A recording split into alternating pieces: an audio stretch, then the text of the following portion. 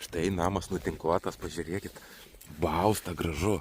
O, namas gražėja. O, mano pečius kyla. Ai, gražuolis pečius mano. Matosi jau kontūrai pečiaus. Numesiu pečiaus meistro numerį. Galėsit skambinti dabar užsisakinėti meistrą. Už 2 savaičių man baigsis jisai. Galėsit jūs jį imtis, kas norės žmonės. Moka apdirbti jisai plytas. Žodžiu, auksarankis meistras, kas norės kažkokių. Gali ir paprastesnį darbą padaryti, gali ir išmanesnį. Paprastesnio darbo kaina paprastesnė. Už 2000 galima krosnį pasistatyti, žinokit. Namie pas save taip.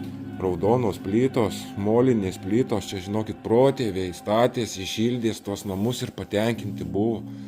Kokiagi atmosfera nuo tokio pečiaus namie.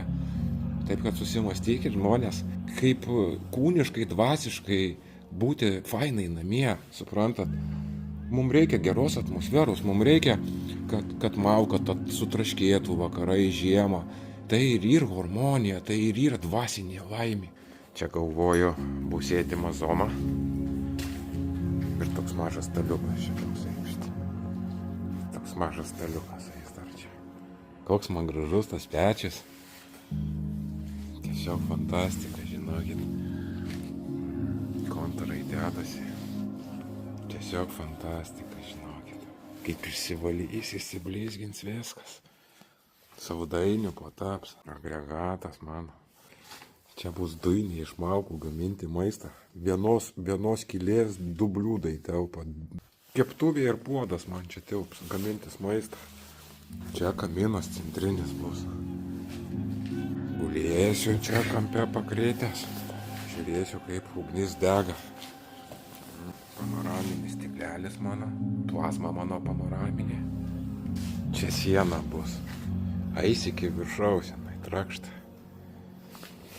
Čia gulagas, gultukas, lovytė šildoma, Ivano.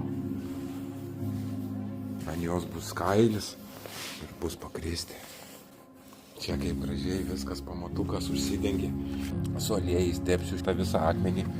Tarpukus gražiai ištrinsim su šlapiu skuduriuku. Ir tarpukas bus gražus. Jisai įsitrina, įsilygina. Ir štai namo papuošimas dygsta.